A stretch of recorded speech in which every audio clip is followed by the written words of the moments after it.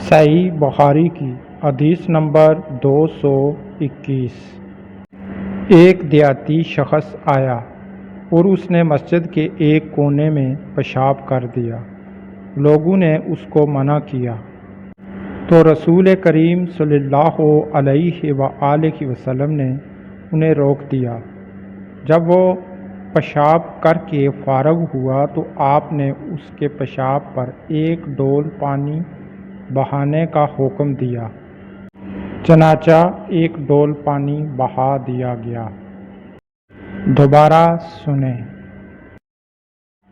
صحیح بخاری کی حدیث نمبر 221۔ ایک دیہاتی شخص آیا اور اس نے مسجد کے ایک کونے میں پیشاب کر دیا۔ لوگوں نے اس کو منع کیا تو رسول کریم صلی اللہ علیہ وآلہ وسلم نے انہیں روک دیا۔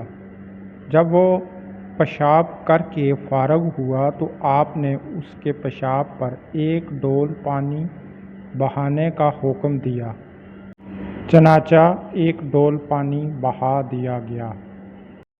دوبارہ سنیں۔